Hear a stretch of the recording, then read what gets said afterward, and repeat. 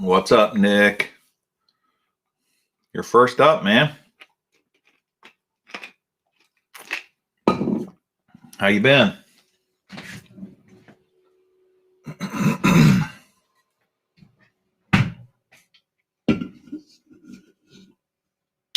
Eric, how you doing, man?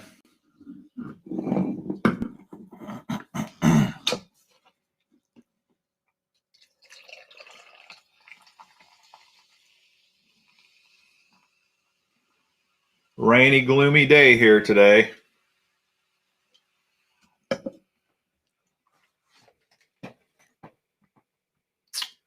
Razor fishing. What's razor fishing about? Are you a razorback or is that something else? Nick, I'm at 142. Hey, Terry. Rocco's in the house.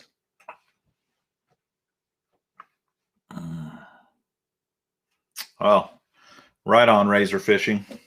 Sounds sharp. I thought you might be a razorback.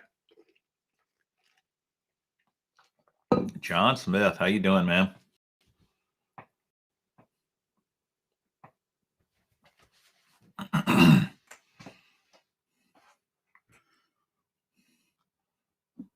Oh, Eric got the COVID shot.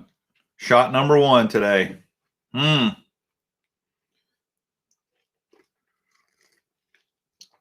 got a buddy from work who went and got the COVID shot today as well. I hear you, Terry. Nothing wrong with it. They had a pretty good run in basketball this year.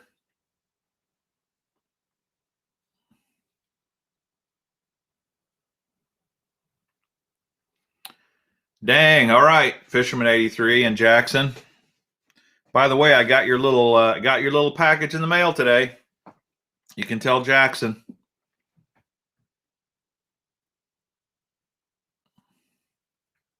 Oh, hey, that's good therapy, Eric.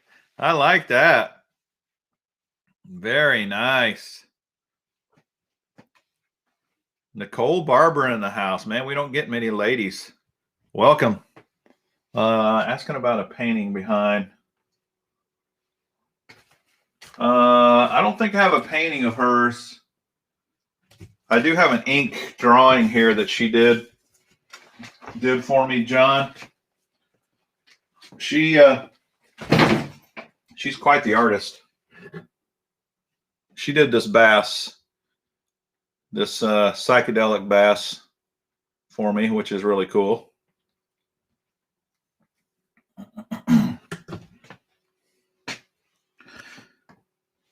Behind the PB rat. No, that's a drawing that a friend of mine made for me. He's an artist. He used to work at Hallmark Cards, and he drew that for me. He's the same guy that did my Mr. Bass logo up here.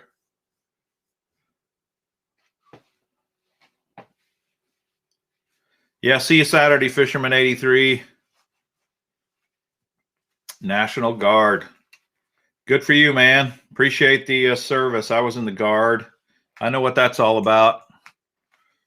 That one weekend a month that comes super fast.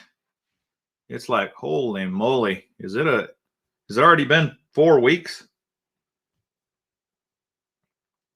Only caught 2 today, makes a total of 18 for the year, but had fun. Nice.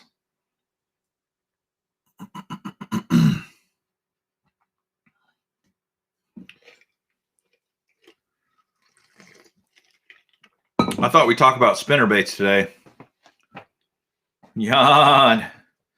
Man, Jan really was trying to make me feel bad this week. He sent me some pictures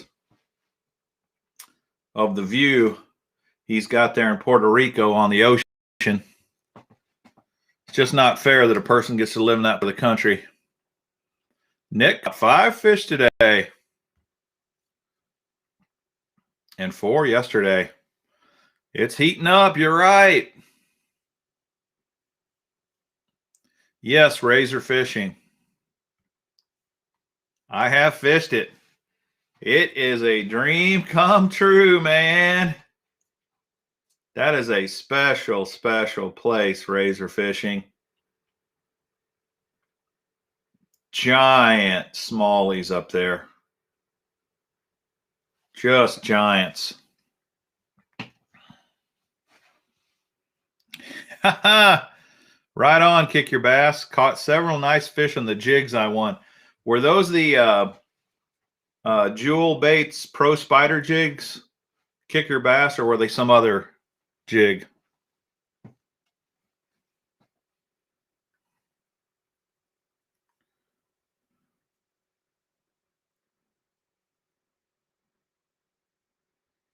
Dude, are you there right now, razor fishing? Oh my goodness, man. I'm fishing a tournament on the St. Lawrence River. I'm fishing the Major League Fishing tackle where on a Toyota Series tournament there in I think it's August or September. I can't wait to go back there. Yeah, that Jewel Baits Pro Spider jig is an excellent lure. Excellent jig. It's got the wire keeper, the wire brush guard. And a lot of people don't like the wire brush guard, but I don't mind them at all.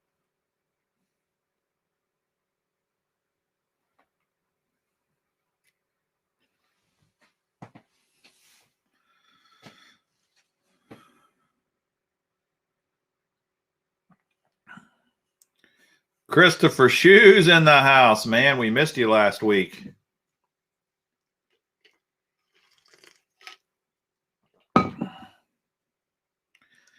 We got Clint here. We can start now. He's always fashionably late. 7 minutes, 35 seconds. Not bad, Clint.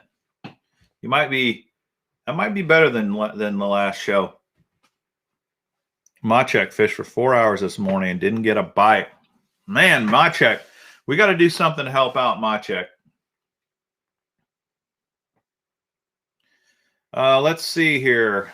Clint, I'm trying to remember who gave you. I think it was Job. Job or John, I think, gave you those Excite Baits lures.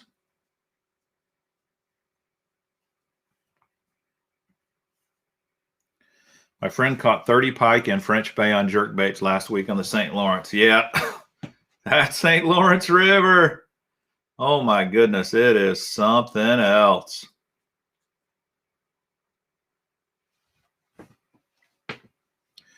Hildebrandt blades. I can't tell you a whole lot about Hildebrandt blades, Christopher. There might be some guys here that can.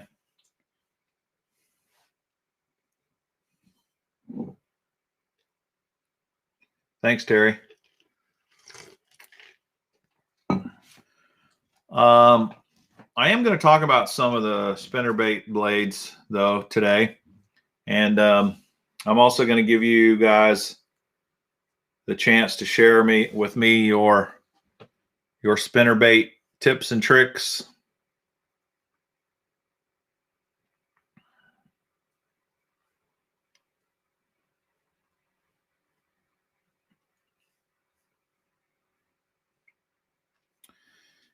Yeah, well,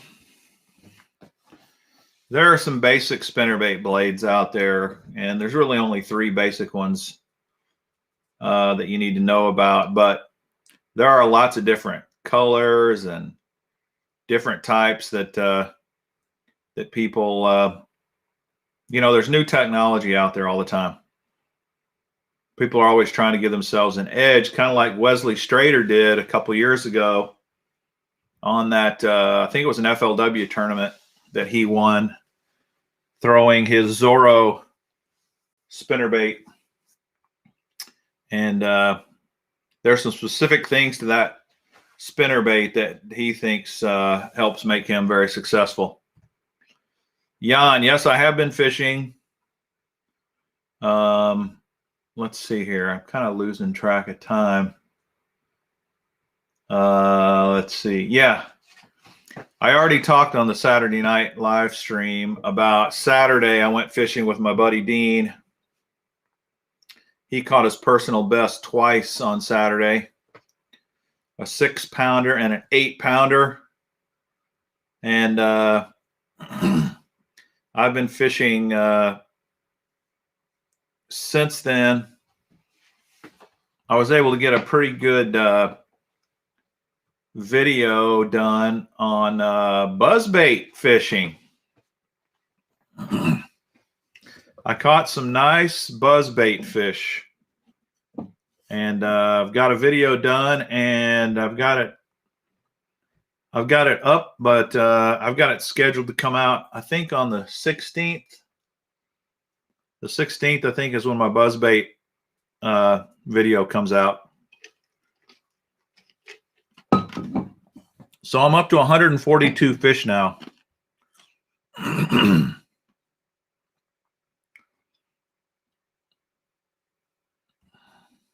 Let's see here. Where do you think the smallmouth would be this time of year? Well, I'm not an expert on that fishery, but my guess is that in a river system, they up there, the water's got to still be frigidly cold, and water temp plays a big part in the spawn.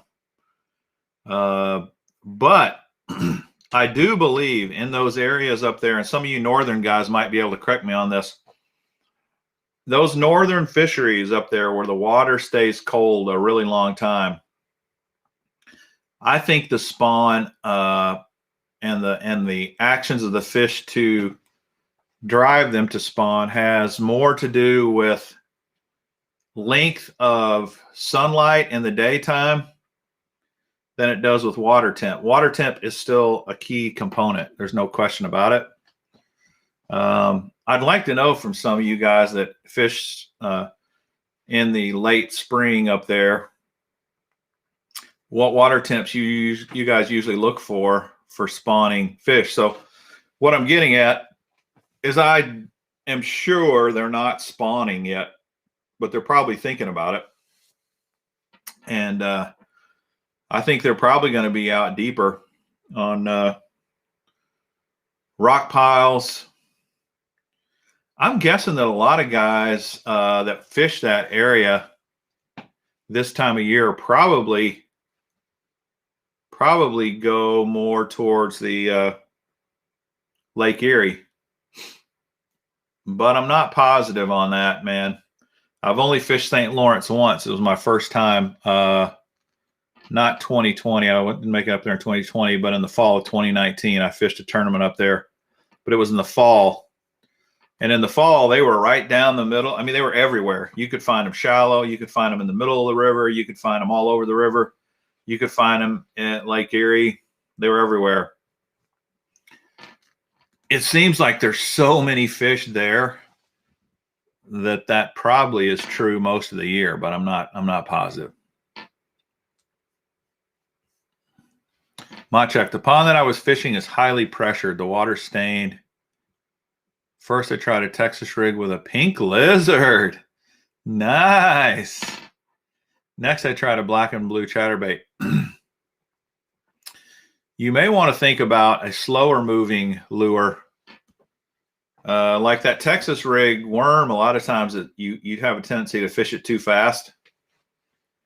That Texas rig lizard, maybe putting it on a shaky head, or even a Carolina rig, Machek, where you can drag that thing really slow and then stop.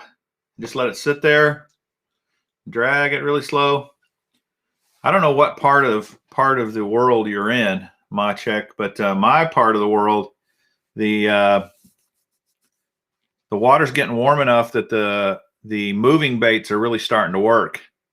Not just the cold water crankbaits, but the chatterbait's working now. Like I said, I had really good luck with the buzzbait this week. But if you're still in really cooler waters and you're highly pressured, you need to go to something like a Ned rig or a shaky head or something super finessey. Theodore caught 2 little fish off a bed today with some TRD ticklers. Ticklers, right on.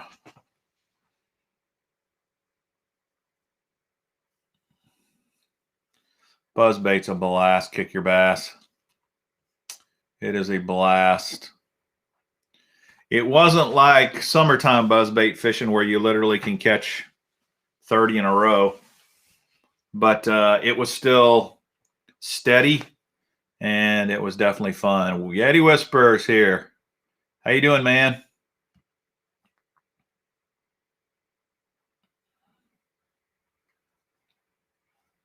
Dalen, man. Dalen's living in a frozen tundra. That's too bad. Can't tell you what to do when it's freezing.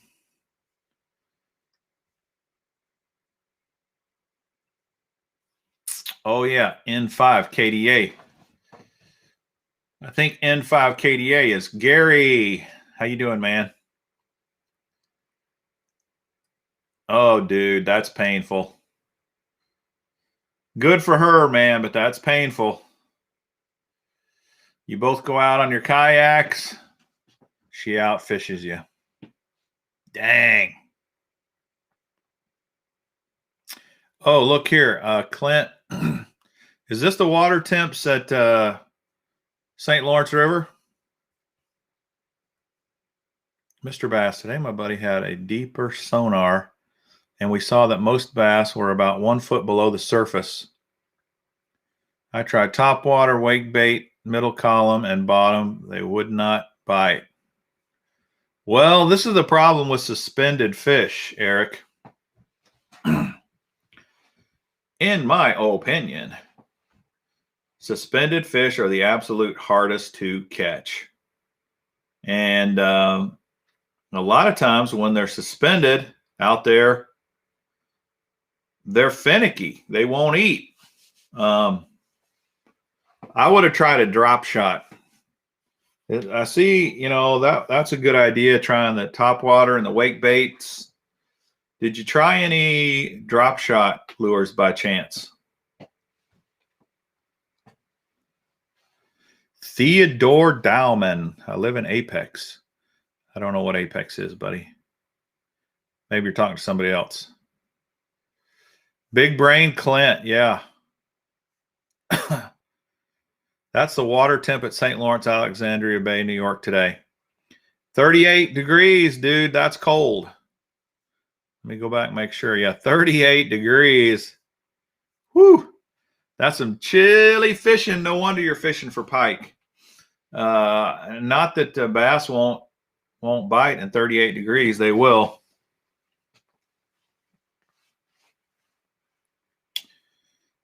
Yeah. Eric, another thing you can try for suspending bass is a swim bait. But I would have probably gone with the drop shot first, because you can really downsize. You can go with a super finessey worm or a crosstail shad or something, and it might get you some bites when nothing else will.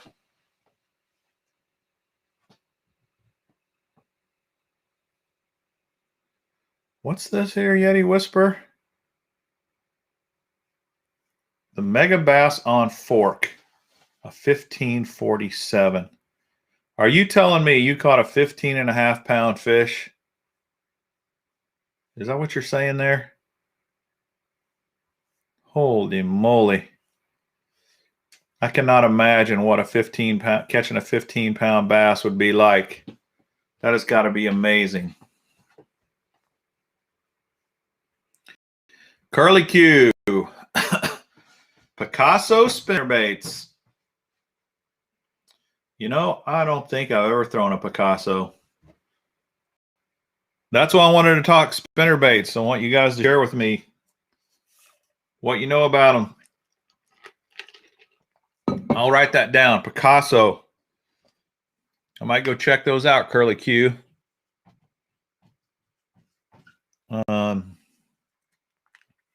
Made in the USA. You know, that's one nice thing about fishing lures. There's still a lot of fishing lures that are made in America. There's a lot going to China and crap, especially like the crankbaits, the plastics that can be molded. But there are a lot of baits that are still made here in America, which is a good thing. No, that was the fish that won it. Oh, gotcha. Dang, man. I was about to give you big time props for catching a 15.5 pounder. Yeah, the other thing I was going to mention was Flutter Spoons, Curly Q, but I had not thought about blade baits. This is another idea, Eric. Flutter Spoons are lights out. Now, I don't know if they're only a foot below the surface. The Flutter Spoon doesn't have long to flutter, but Flutter Spoons work great for suspended bass. Okay, he says he did throw a swim bait. Threw a swim bait. Granted, my buddy caught a 4-pounder on a jerk bait.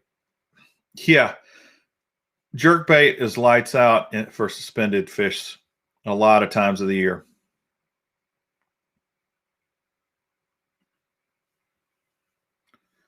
Carly Q saying you can get those Picassos at Midway, USA. Terry Nance, yeah, I have a lot of War Eagles myself. I'm going to show you. A $75,000 15-pound fish, dude. Mr. Bass, have you heard of Nishine Lures? They make jerk baits and crankbaits in Canada. Nope. Sorry, buddy. See, the more questions you ask, the more you will learn. I don't know what I'm talking about. N5 KDA. If only a foot down, they should come up for topwater. Yeah, Gary, I don't think throwing topwater was a bad idea. I would have tried that. And the wake bait, all that makes sense. But if you can't get anything from that, those other techniques are definitely worth a shot. So you think of Carolina rig? Hey, Machek. Carolina rig is so underrated. A lot of guys hate fishing it because it's a slow presentation. I have caught so many fish on a Carolina rig you wouldn't believe. And in ponds, you can absolutely throw a Carolina rig in a pond. Do you remember what I said I caught my personal best on?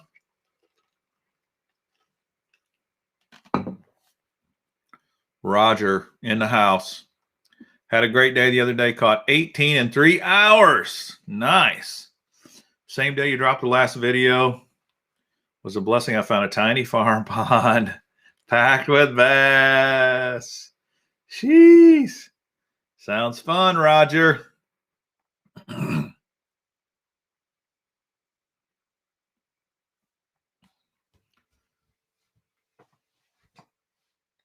So I've caught my personal best on a white lizard. A white lizard, Machek, and guess what? It was on the Carolina rig.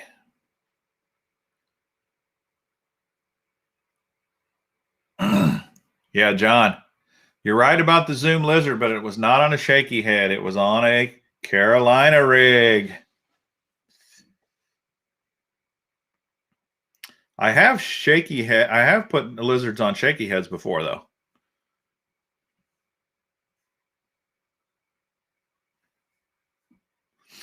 All right, I wanted to just let you guys know, if you're not aware, if you're a praying person, Jimmy Houston, one of the best human beings on the planet, pro fisherman. His wife had a stroke on Monday. She is in critical condition in the hospital.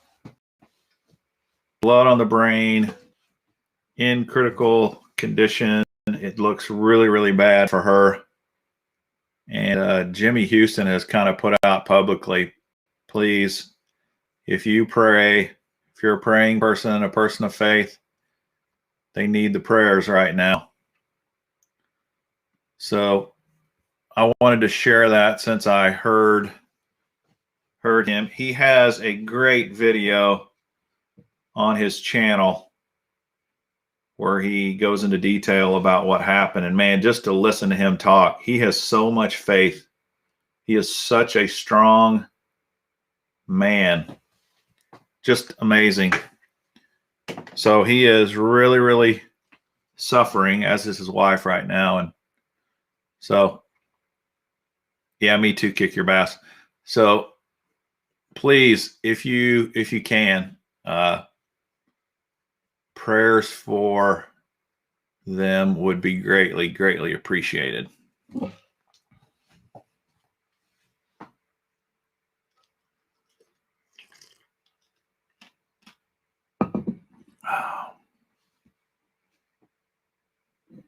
Yeah, you're right, Clint. Chris is in the Fishing Hall of Fame.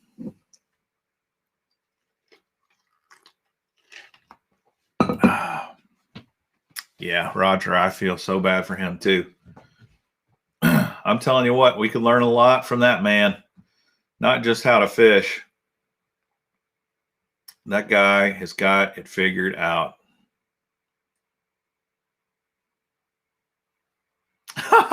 Eric. Man, Eric, I do all these tackle bag reviews and you don't pick a single one that I reviewed. You go with the Rodeo. Oh my goodness, I don't even know what that is. I'm going to have to look that up.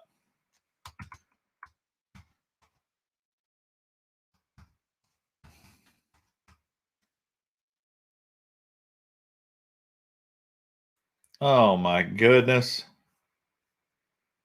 Here I thought I was making a difference. I guess I was. I showed you like 25 bags that you did not want.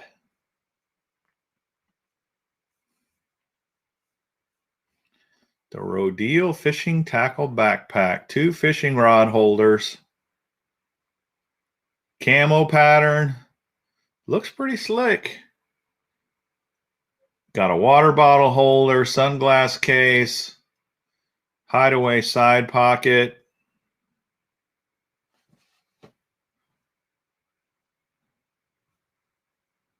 The Rodeo. Interesting.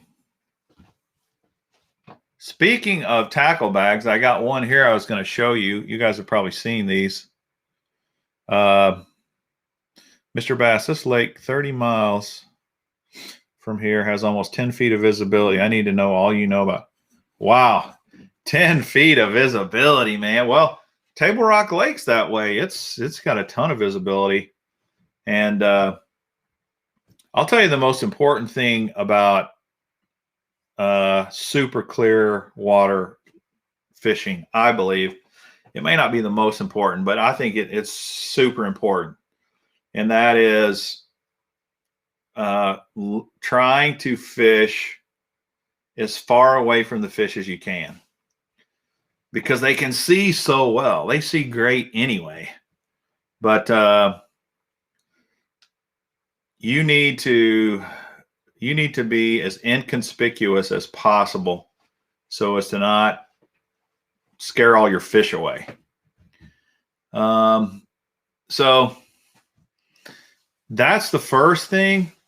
So, you know, how do you do that? Especially if you're fishing out in open water, you kind of have to look for the fish, find the fish, mark the fish, then come back, get off and away from the fish, come back a little later, and then fish for them.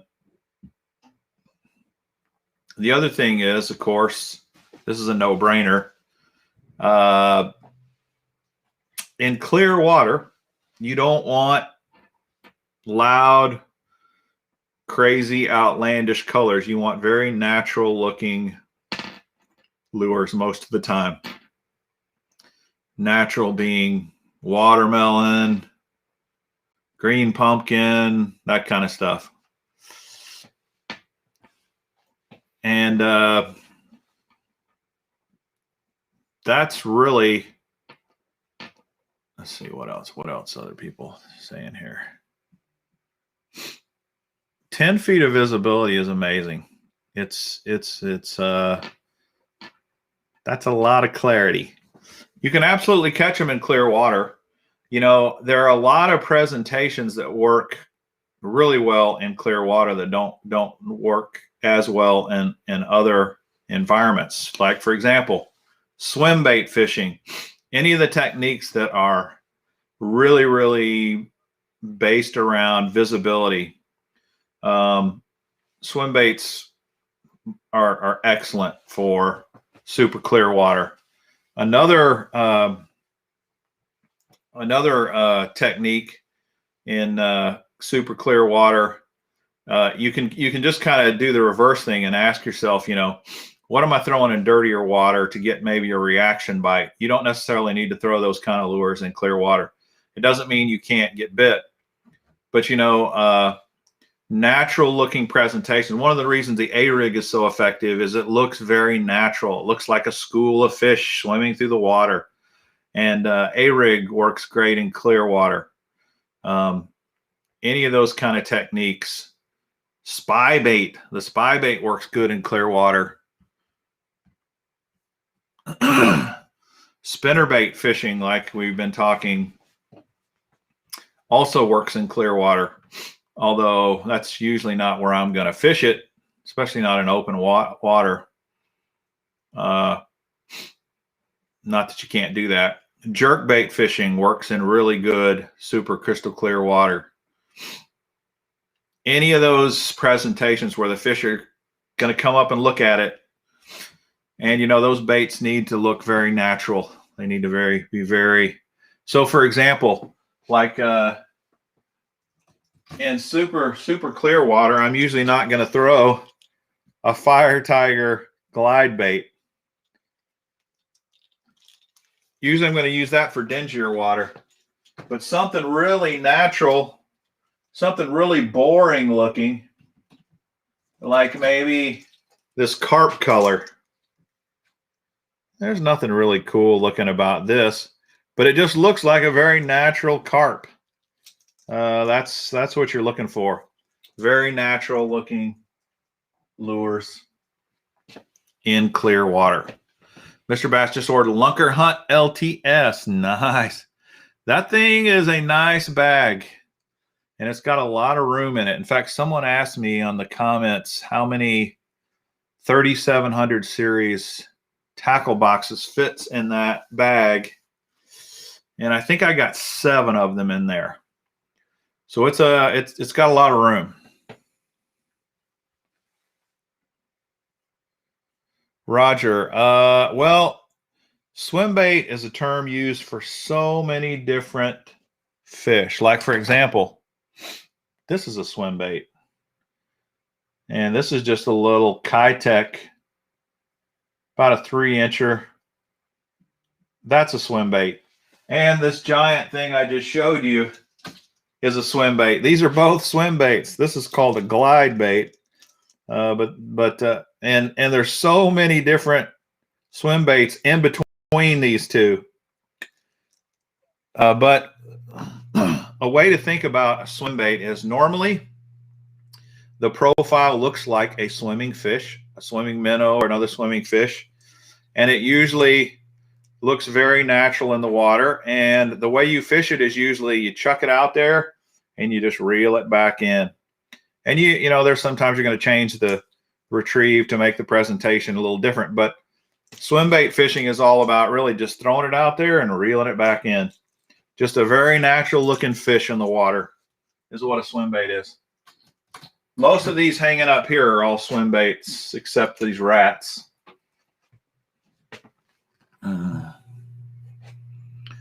So that's what a swim bait is, Roger. What up, James? Googan Slayer, how you guys doing?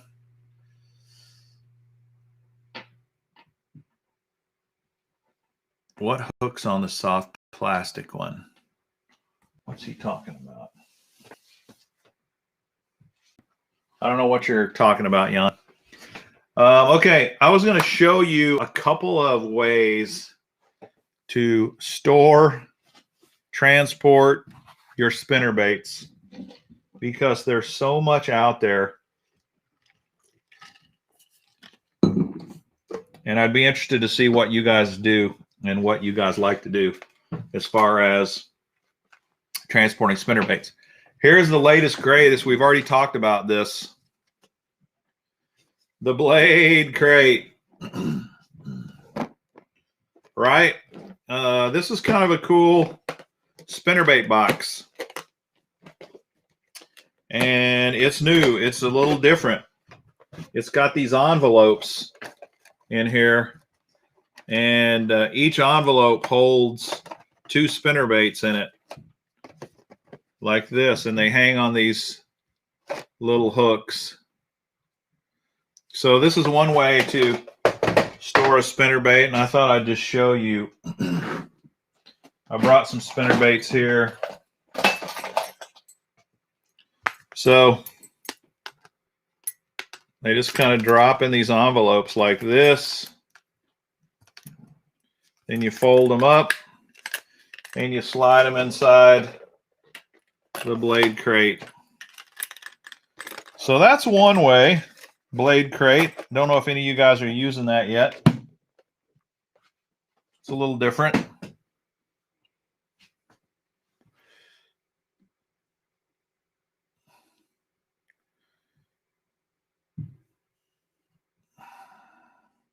I got to catch up on some comments real quick. On the topics of swim baits, can a rod with a maximum lure rating of 3/4 ounce be used to throw something like a 6-inch mag graft? Well, as one of my buddies used to say, you can try anything once. And sometimes you can try it more than once. If you got a 3/4 ounce rated rod and you chuck 1.5 ounces all day long, you may not break the rod, but you might break the guides. You might break the rod too. It really just it's kind of a crapshoot. But it's really more about knowing your equipment. Like I've got some rods that have a rating of, say up to 1/2 ounce or whatever. And I know good and well I can throw a 3/4 ounce all day on it and it's not a big deal. But I would say 3/4 to 1.5 ounces, that's a big difference. I probably wouldn't do that for very long.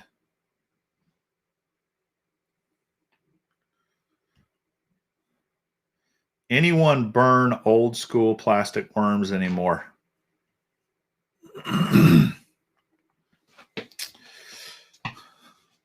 You guys answering that question? Now, he's not talking fire. He's talking about reeling them real fast, burn the worm. That kind of a technique works quite well. One of the worms that I do that with is the Ultra Vibe Speed worm. Kind of when you're looking for a more finessey topwater presentation, that works really well.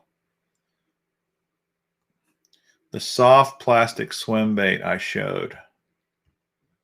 Did I show soft plastic swim bait?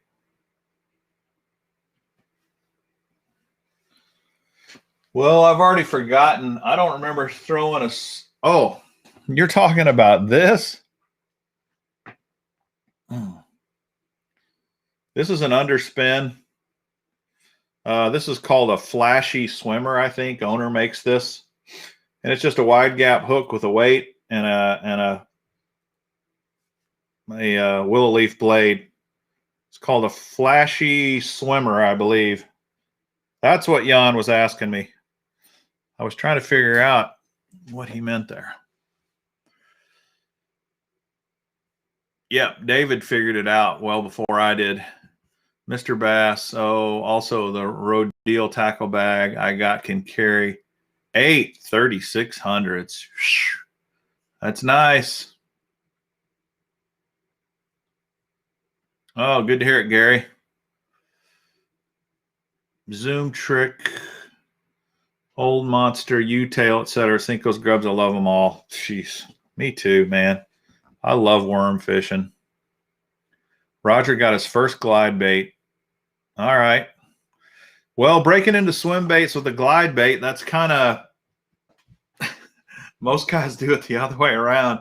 They start with these, work their way up to a glide bait. But man, more power to you, Roger. You want to go start at the top and start throwing big glide baits first, man. Knock yourself out. Googan Slayer's planning on making a cutout to put in a deep box for 2 to 3 baits.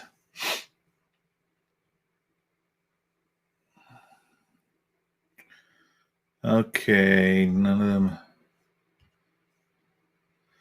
Yeah, none of them, even the Kitech with the underspin, just got my first glide baits. Yeah. Glide baits do look fun, but they take some patience, man. A glide bait, especially the bigger glide bait, you might fish it all day for one bite. Yeah, you can do anything once. That's a quote. That's the quote of the day. You're right. You can do anything one time. A lot of things you can never do twice. You can jump out of a parachute, jump out of a plane without a parachute one time. All right, back to spinnerbait conversation. All right, here is one of the cheapest ways to store spinnerbaits.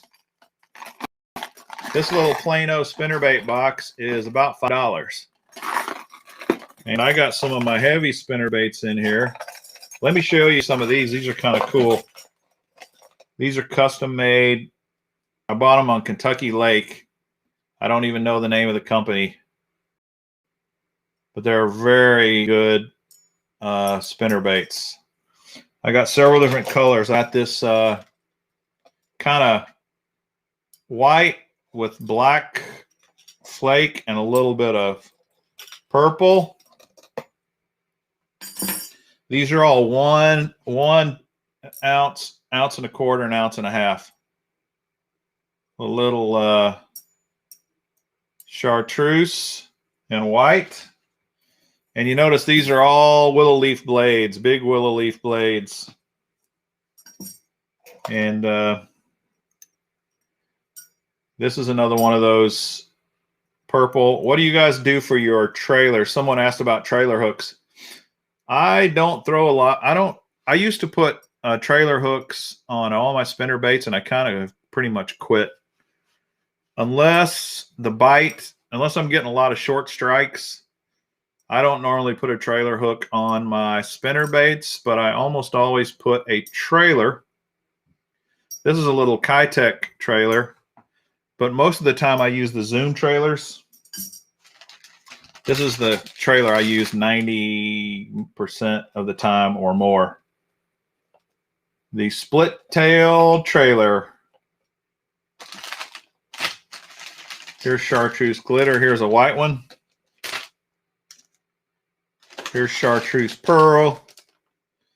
Usually I'm throwing either a whitish or a shaddy looking color, like this silver rainbow,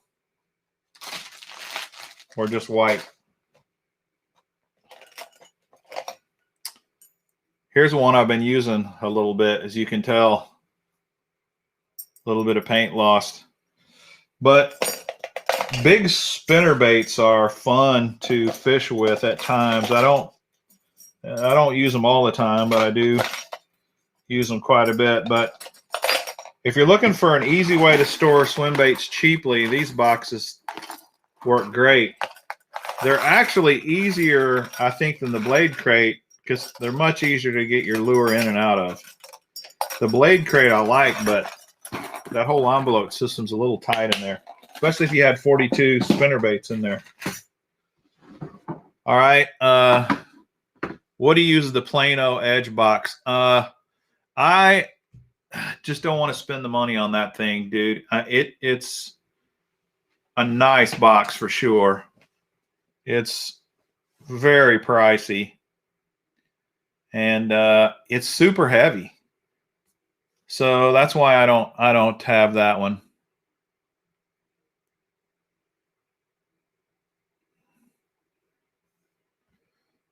I know this is going to sound crazy, but Greg Hackney told me to fish my spinnerbaits on mono to increase the catch rate. He also said to make sure you sharpen your hook.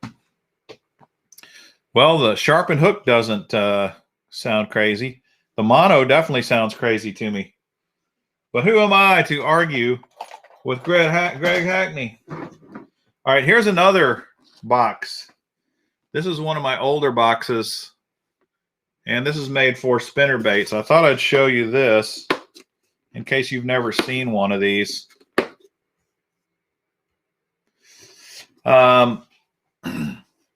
It's not real big. It holds quite a few spinnerbaits, though, on these little deals here. So I'll put one in here to show you what it looks like.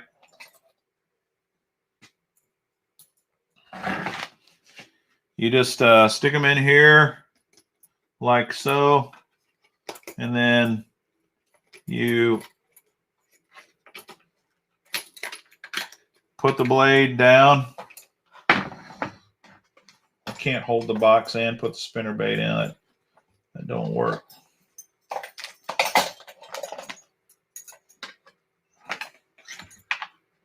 I'll use one that's easier to show up. So see, it holds them in there like that. And this box really works okay. It's not bad. And you can get quite a few in there on that. Plano makes those other kind like this a little different shapes and sizes also. Like I have boxes that have willow leaves in them. And I have boxes that have Colorados and heavies. Then there is it worked. Throwing the mono worked, huh? Braided line will allow you to keep your spinnerbaits. Yeah, I hate throwing braided line on a bait caster. I know there are guys like the Tactical Bassin guys who just swear by a braided line on a bait caster. I can't stand it. So I'm like Kick Your Bass. I throw mine on fluorocarbon. I'm not opposed to mono, though. I might try it. I mean, what's he say? What's the advantage of throwing mono on a spinnerbait? I can't really think why that's better than fluorocarbon, because rarely do I just jerk the bait out of their mouth. Now, mono floats, but I don't see how that could impact the action that much, to tell you the truth. I throw spinnerbaits around wood all the time, Gary. And I'll tell you what got me doing it is, oh man, I always have one of these brain farts where I forget something during the show. Hank Parker. Hank Parker, as some of you might remember, was a very famous pro fisherman many moons ago. And he won a ton of money throwing spinnerbaits. But he didn't just throw spinnerbaits. He threw spinnerbaits in brush piles, in laydowns, in junk, in wood, everywhere. And he used to say stuff like, look, there's a lot of people who are afraid to throw their spinnerbait in a big brush pile. That's great. I'll just go catch that fish. I don't care if I get hung up. I don't care if I break off. I don't care if I lose it. Those fish are in the thick, nasty cover, and they will hit a spinnerbait if you can get the spinnerbait in that cover. And really, I'll tell you, it is amazing how weedless a spinnerbait is. Even around thick cover, you are going to get hung up and lose them some, but you would be amazed.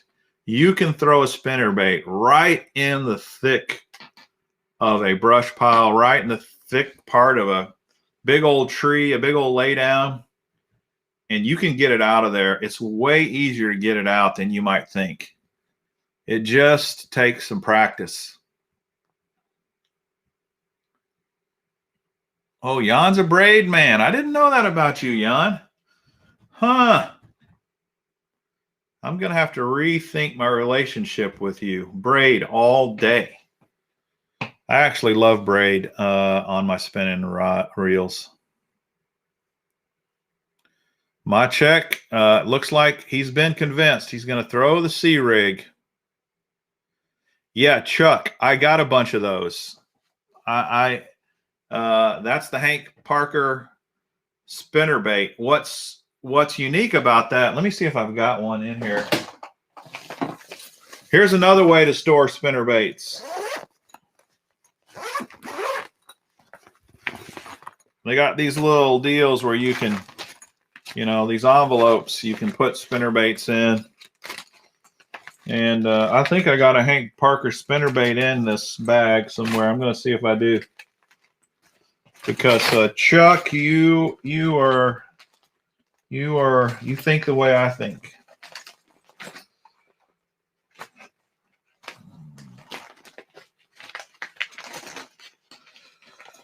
Oh, snap. I may not have it in here. I thought I did. The man spinnerbait is unique on several fronts. One thing that is kind of a proven fact with spinnerbaits is you want the lightest wire you can get away with. And by wire, if you don't know what I'm talking about, this little wire here, you want light. You want the lightest wire you can get away with, because the lighter the wire, the more vibration you're going to get. And vibration is super critical for catching a lot of spinnerbait fish. So the lightest wire, if you get a super heavy wire spinnerbait, it's not going to break on you, but you're not going to catch nearly as many fish. You need a super thin wire. In fact, that's what Wesley Strader says is so great about his banjo spinnerbait. Here's Wesley Strader's spinnerbait. Is it has a super light wire and gives off tons of vibration. And if you watch that tournament, when he fished this, about every, I don't know, 5 or 6 fish, he'd end up breaking this wire completely off. And he had a system where he would take a new one, bend this wire back, put the wires up and slide all these onto the next spinnerbait, and he could do that fast as lightning and then keep on fishing. But this is the Wesley Strader Zorro spinnerbait, super thin wire, big thumping blades. But back to the man spinnerbait. The man spinnerbait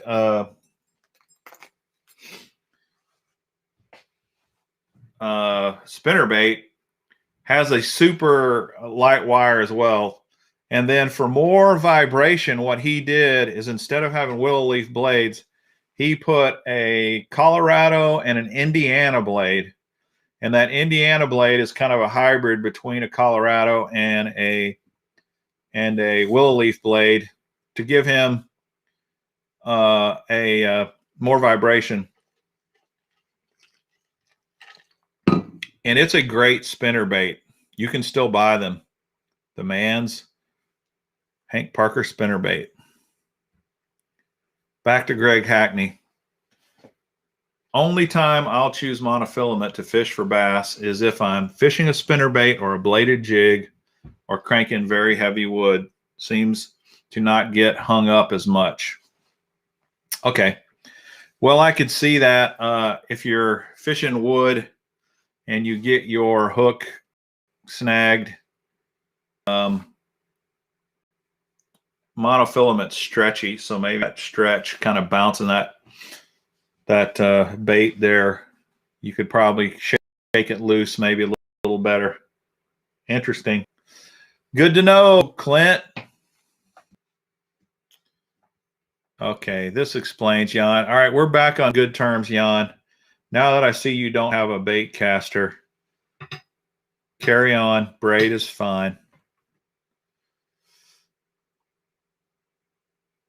Yeah, Jimmy Houston has some great spinner baits as well, and a lot of guys fish those. Jimmy does. Jimmy speaks very highly of them, and he's got his spinner baits have a very fine wire, very light wire as well. Yeah, Frank, you're right. The Terminator titanium spinner baits are very nice. I have a few of those. Looks like Woody's been fishing that as well. Been using the Terminator since it first came out. Yeah, that's, Ronald, how's it going? You're right. A lot of times those you get a brand you like that you're comfortable with, like War Eagle. I've had a ton of success with War Eagle, and I really like War Eagle. How many of you have a black spinnerbait? You guys know what you use this for.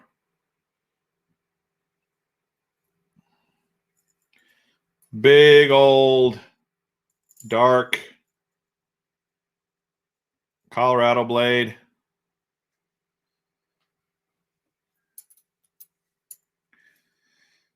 You need this if you're fishing in the dark, fishing nighttime, fishing super dark, muddy water.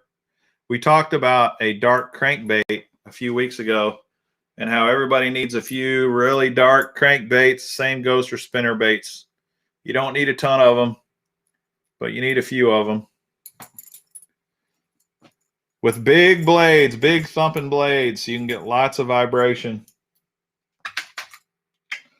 Here's a couple others I thought I'd show you. How many of you fished this one? The Fish Head Primal Spin. It's got a underbelly blade on it in addition to your regular willow leaf blades. I've not fished this. I don't know if I got this in one of my monthly boxes or where. I haven't fished it. This is one of my go-tos, War Eagle.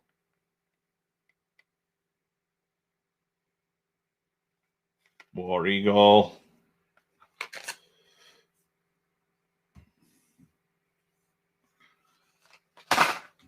Speaking of Googan, somebody's talked about Googan. I don't really buy Googan baits, but every once in a while I get a Googan bait in one of my boxes. This came in one of my mystery tackle box. The Zinger. They look pretty good. This is their bluegill color. One thing I like about this, I wish everybody did this on their packages. Look how they say 3/8 ounce, but they actually even tell you it's a number 2 Colorado and a number 4 Willow. Every spinnerbait company should do that. They should put that on the package. Then it's never any guessing. You know what's there, and then you can decide if you like it or if you want to upsize or downsize. You already know what size the blade is. Man, I get a lot of reflection on that.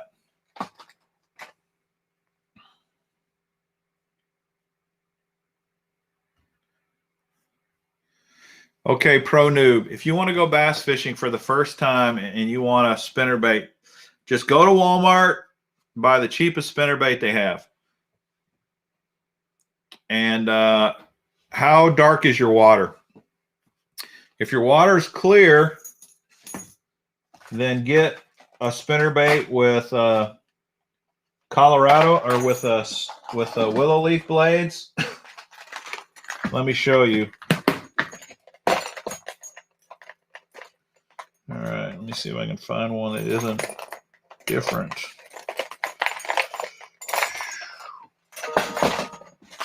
I got so many kind of specialty like painted blades, and I don't want to show you a painted blade one. All right, here we go. Pro noob, if your water's pretty clear, get something like this. Get a white or a white and chartreuse with these willow leaf pointy blades. Just get the cheapest one you can find. Start throwing it. If you've got dirtier water, then go with blades like this. These are called Colorado blades, and they create more vibration in the water and help the fish find the bait if you're throwing in dirty water. And that's all you need. You don't need to go buy any fancy spinnerbait.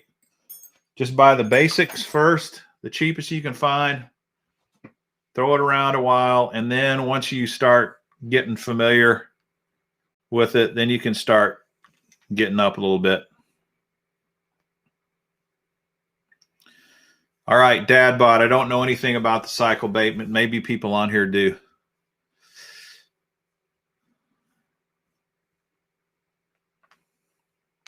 Oh, Jan, dude, you're on it tonight. The Warriors Tackle Spinnerbait, blade 4, jig head color 12, skirt color 1.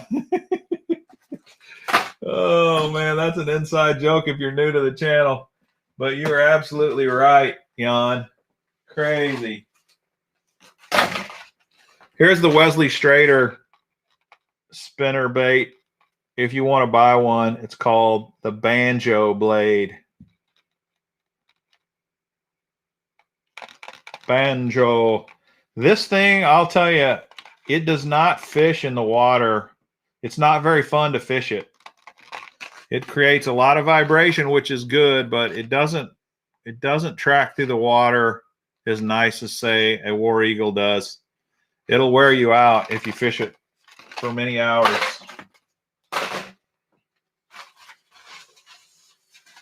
Here's a handmade one that I bought for Toledo Bend when I was fishing a tournament down there by this guy named Talon Shabu. This is kind of cool. It's these are colors that he created specifically to fish on Toledo Bend. And he's a very famous Toledo Bend fisherman down there. It's got a copper colored blade on it, the smaller one. And then it's got kind of a copper looking head. And it's white with some copper colored strands in the skirt.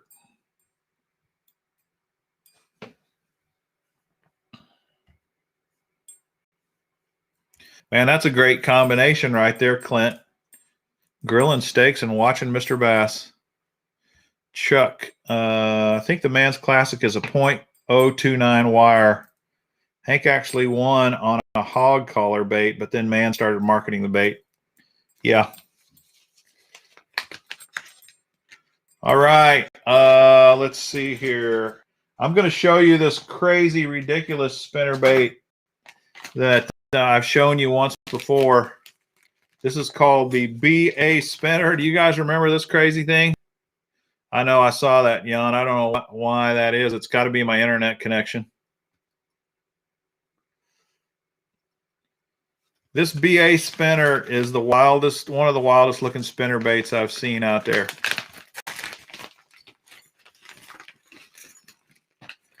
It's kind of a mini A-rig, a miniature A-rig spinnerbait.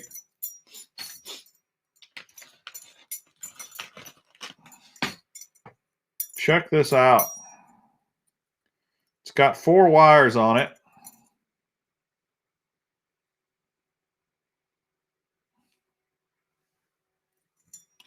Plus the regular willow leaf blade.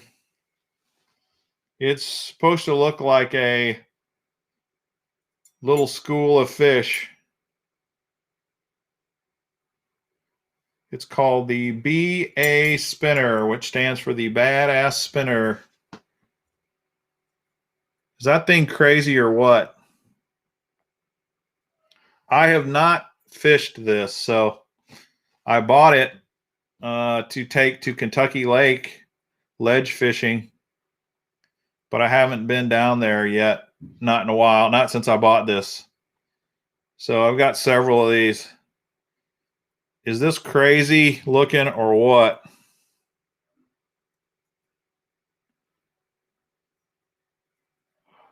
I'm a sucker. I'll try anything once. And then what you can do when you're ready to take it home, you just fold these wires down, and then it fits right back in the bag, flat.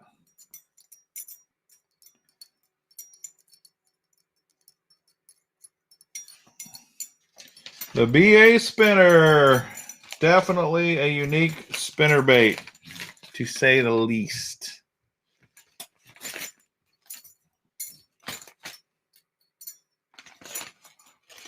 So anyway, I was looking at my spinnerbaits, and I thought I ought to show the guys tonight all these crazy different ways to haul spinnerbaits around. You know what I normally do, though?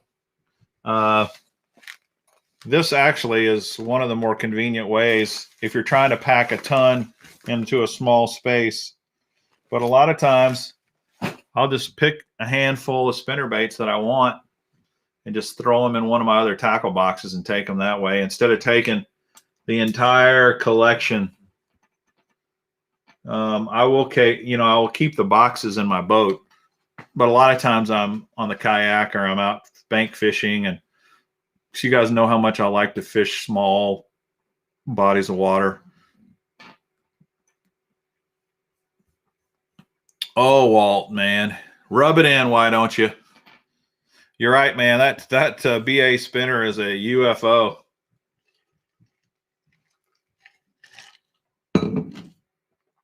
You're right, Woody. The spinnerbait is the original A-rig. Caught some chunks in South Dakota on a spinnerbait in Nebraska. You should be throwing a spinnerbait, you newbies, like the pro noob that was just on. It's just a great way to fish. It's a great way to cover a lot of water. If you're really struggling, pick up a spinnerbait and throw a spinnerbait. The odds are very high that you will catch fish with it.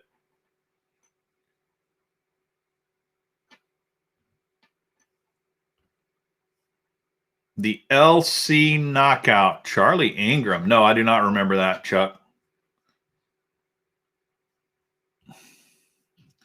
If you get lost on the lake at night, put the BA Spinner on an 8-foot rod for a radar reflector. You're right, man. It's huge. It's crazy. That's another one where you got to have a pretty hefty rod to throw that thing. I wonder, I got my scale around here. I could weigh one of those and just see what that thing weighs, because it's a giant spinnerbait. Walt doesn't know where he is. You're right, Frank. Crappie will hit spinnerbaits, especially the big crappie. Jackson made it. How you doing, bud? You're right, Walt. Now's the time to throw them.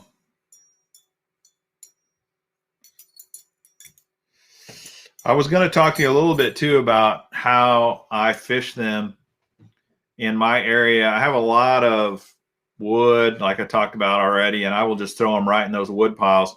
But there's also, rocks and laydowns and stumps. And what you want is you can fish them in open water, but you're going to get a lot fewer bites doing that. What you want is targets. You want that spinnerbait bumping against a stump, and normally they'll hit it right as you come off that stump, or knocking against a rock, or coming off of a ledge and then letting it just flutter off of a ledge, and they'll hit it on the drop. Any kind of a transition in the water where you're transitioning, say, from big chunk rock to pea gravel, any kind of transitions like that, any kind of cross points in the water where you might have a stick up coming out, and where that water, where that log is sticking out in the water, any kind of area where it might be a good ambush point, where there might be a fish there. Bass, for the most part, are not just sitting out in open water. They're usually around structure. In fact, I read about this experiment at one time where they put a bunch of bass in a swimming pool, and the bass just kind of swam and swam around the swimming pool, just, back and forth, round and round and round. And then they put a single rock in the swimming pool, and all the bass went to the rock, and they hung around the rock. Well, that's just a microcosm of what bass do. They look for and feel comfortable around structure. They want to be around something. One, it gives them safety, a sense of protection. It gives them a way to hide so that they can ambush their prey. So when you're fishing, you need to look for those targets and throw that spinnerbait around the targets. If you just throw it in open water, you'll accidentally come across the target. You'll accidentally swim it over a stump, and they'll hit it, and you won't know there was a stump there, and you think, oh, throwing in open water, that's the way to catch these fish. No. It appeared like open water to you, but most likely there was a reason why that fish was there, and you just happened to get in the right spot at the right time.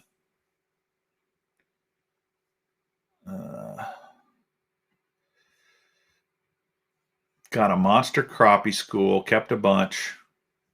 Sweet. Walt, anywhere you can find a hard bottom where they are either spawning or staging, before, after the spawn, before fish it slow, during and after, you can burn it. There you go. Right on. Also, windy conditions are help your spinnerbait bite. It's not absolutely critical. I've got several Booyah spinnerbaits light line. They're great. They're fine. A little chop on the water, though, is very good for spinnerbaits. It's good for a lot of things, but if you're slick calm, not a breeze, not a flicker, nothing, I normally don't pick the spinnerbait up first. But if it's the wind's really blowing, spinnerbait works good in windy, choppy water. And you can use the wind to your advantage too. You can say to yourself, all right, which direction is the wind blowing? It's blowing this way. What that usually means is if the wind's blowing the water that way, bait fish are also being blown that way, and your bass are probably heading that direction too. So you can go that direction and start hitting targets and things around that. The other thing you should do, you can chuck and wind and just do a steady retrieve, but that's usually not what you want. You should try to mix up your retrieve some. Speed it up, slow it down. Speed it up, slow it down. Reel it steady, then let it drop and flutter down. So many times I will be spinning my spinnerbait and then stop and let it flutter down like near a rock or something. And as soon as it starts to flutter, bam, that's when you get hit. Clint says rain. Heck yeah. If it's rainy and nasty weather, spinnerbait's good. Good in nasty weather. Thanks, Kick Your Bass. See you, James W. Thanks for coming on, buddy. For a lighter spinnerbait, the War Eagle 5/16 finesse spinnerbait's tough to beat. I love their finesse spinnerbaits. I wonder if I got one handy. Like this right here. That's what he's talking about, boys and girls. And this is a good color, spot remover.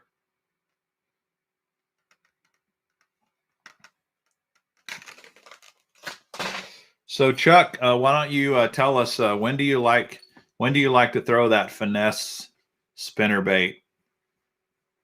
Or anybody else, when would you throw a finesse spinnerbait? And by finesse we mean smaller, more compact, smaller blades, lighter heads. When would you throw a finesse spinnerbait rather than a normal 3/8 or 1/2 ounce size spinnerbait? My friend pulled out an old lure the other day and said, look at this old thing. It looked like an old wigglewort. How can I tell if it's a wigglewort? You can tell if it's a wigglewort by looking under the bill. Look under the bill. I don't know if it's going to show up here. And it will say wigglewort underneath it. Like that. This one shows up pretty good. Let's see if you can see it. See that? That's how you know if it's a wigglewort. It'll say it right under the bill. Swat fishing. And if it does, it's probably worth some money. Every time you find a bass, there was a reason that fish was in that spot. You are right, Gary. Absolutely. Let's see here. I'm getting behind on my comments. If you fish deeper water, 3/4 ounce or 1 ounce rolling right off the bottom is killer. Right. Talking about weights, normally most of the time I'm going to throw like a 3/8 ounce or a 1/2 ounce, usually 3/8, just for normal everyday fishing. But there's always different conditions that will make you decide to lighter or heavier. Like he's saying, if you're fishing really deep water, trying to get a 3/8 ounce spinnerbait to the bottom takes forever.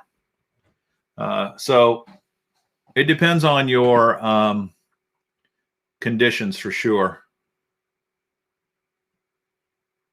Spot remover and mouse. Yep, they're two staples. Let's see here. Well, I was throwing a double willow war eagle today with a big bite bait swimming for a trailer. Cool. Well, I usually throw the Booyah Covert Series spinnerbaits, but I didn't bring one in white and just had a feeling. Yeah, so when we talk about colors, there is a saying, you can throw any color you want as long as it's white. That's kind of an exaggeration, but it's something I've never forgotten. I'm always going to have a white spinnerbait nearby. I like the spot remover. I've caught lots of fish on it. I like the mouse. I like other colors. But white or white and chartreuse is what I'm going to be throwing 9 times out of 10.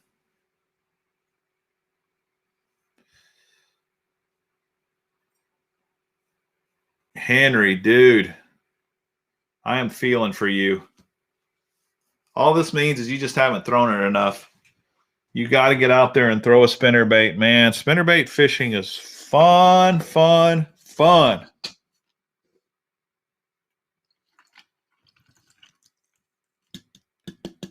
Fun. Let's see. Planning a trip to Bull Shoals this weekend. Any tips? Well, I would say at Bull Shoals, the fish have got to be moving shallow. Without a doubt. So that's what I'm going to be. That's what I'd be throwing. I'd be taking me some square bills, and I'd be taking me those baits that are going to be kind of in that pre-spawn, almost shallow stage. Check your water temps, and if your water temps are over 60, you know, 60, 65 degrees, you're going to get real close to spawn time. And I would look. In fact, I'm a creature of habit. I know what I do. I'd start shallow first, and then I'd start moving out a little bit if I weren't getting shallow bites. But they're going to be moving shallow. The spawn is almost on. That's what I'd focus on, Terry.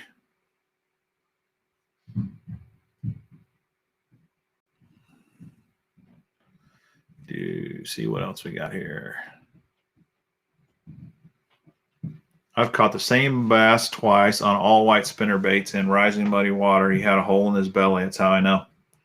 I caught the same bass twice the other day, and you can definitely do that if you fish ponds regularly that you know about. Like the one pond that I really like to fish more than any, because I've kind of been stocking it and I know what's in there. If you look on one of my previous videos, you'll see me catching a fish with a bad eye. He's blind in one eye and it's white.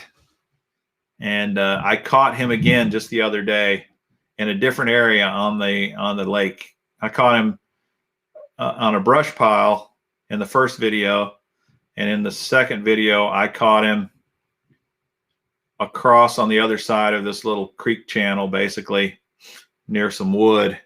It was kind of fun catching him and knowing, hey, that's my old one-eyed friend there.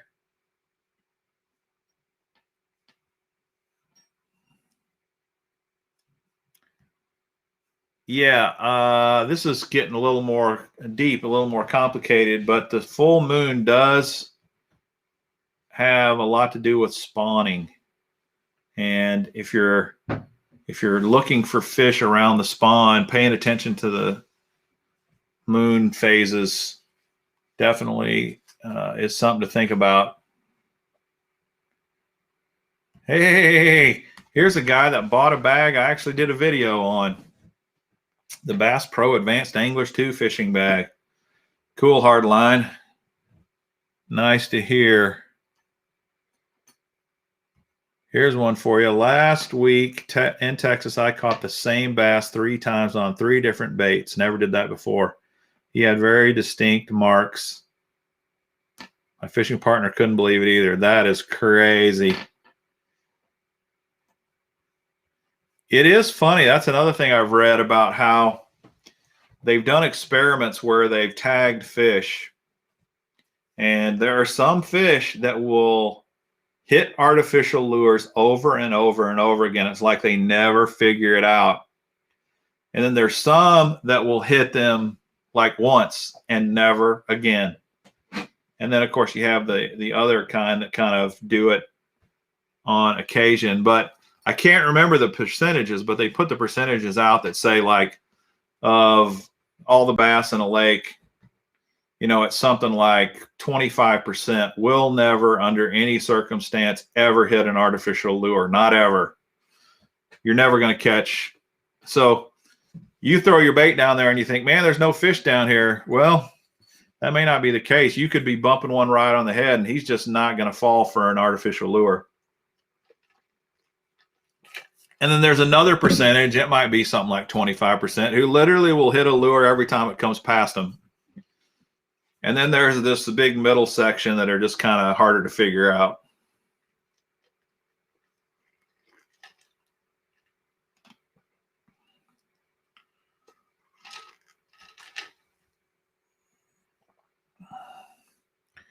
Yeah, this makes more sense, Dad Bod. For a fish to hit you 3 different times, it almost makes it sound like it was a bedding fish, a fish guarding some fry or guarding a bed.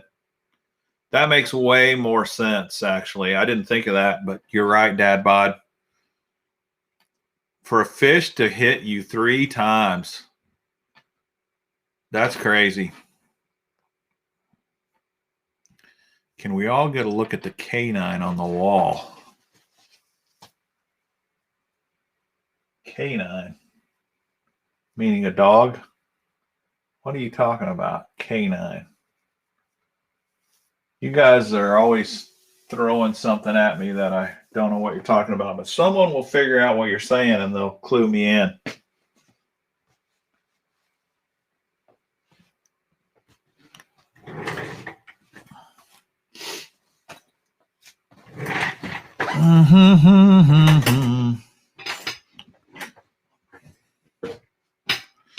What are your thoughts on Google baits? Don't tell me Google's getting in the tackle business. That's the last thing I want. I'm sure he's asking about Googan, but I couldn't resist. Google baits, oh my gosh. Say it ain't so.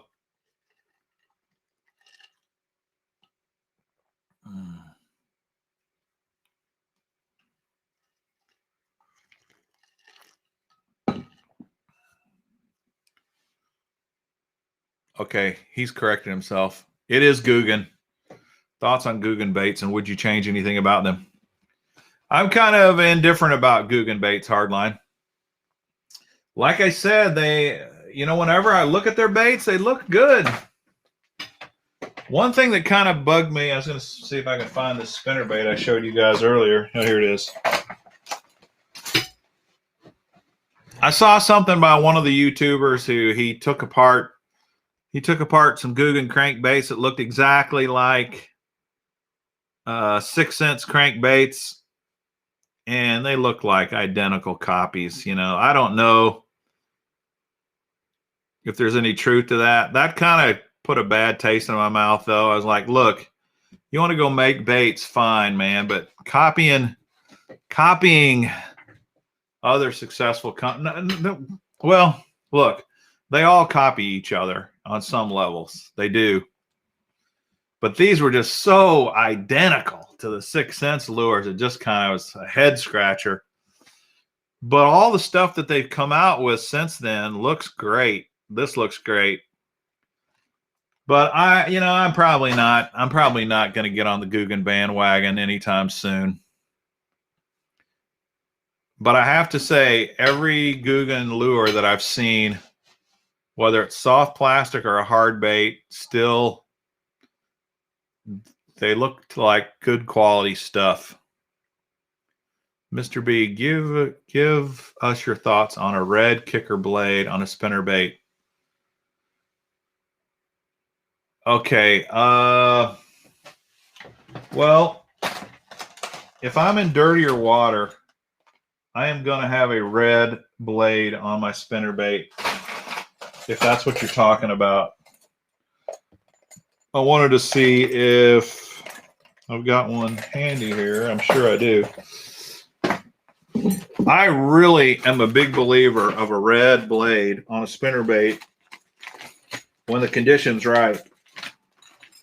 As you can see here, there's just a few.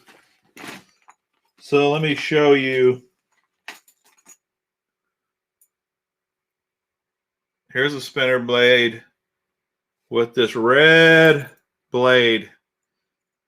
I think it works great in the springtime. It works great in dirty water. And I look for opportunities to throw a red blade. If that's what you're talking about, Chuck, then that's my response there. If I'm in a condition where I need like even brighter, check out this War Eagle one. This is a super bright chartreuse spinnerbait with a chartreuse blade and a red blade. And there are times when I'll throw colored blades.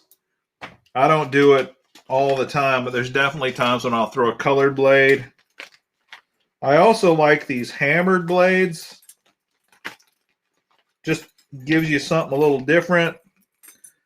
I kind of believe that it also, these hammered blades give you a little different vibration in the water, which sometimes matters. This is a hammered blade. It's not flat and smooth.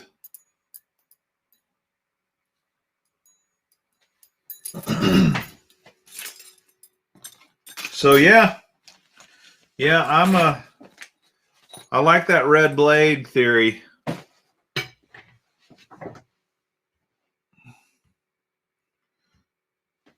He's back to his 3-fish deal here, I think. The dad bod, I'm almost positive. I wasn't sight fishing, but caught him in the same spot each time. Yeah. Oh, the Clash 9.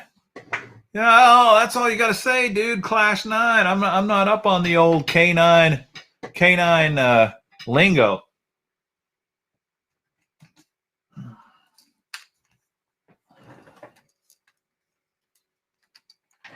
Here it is.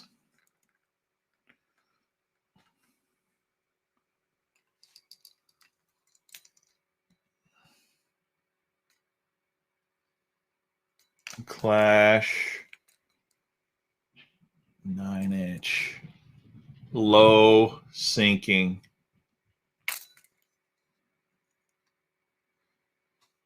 Pretty good lifelike pattern there.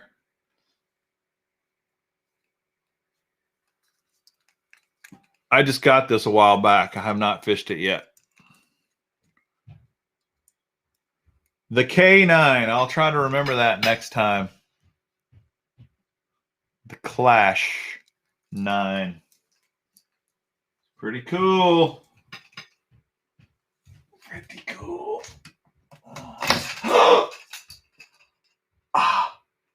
I got a treble hook in my finger, guys. All right. We may be cutting the show short because I got to get this treble hook out of my finger. So I'm going to have to wrap us up. The Clash 9 has put a hook in my finger. Hate to end the show early, guys, but I don't really want to sit here with a treble hook in my finger. Thanks for hopping on the show. It was fun. I enjoyed it. And I will see you guys on Saturday night. Keep fishing and keep praying for our buddy Jimmy Houston and his wife. So I got to end, guys. Got to get this out of my hand.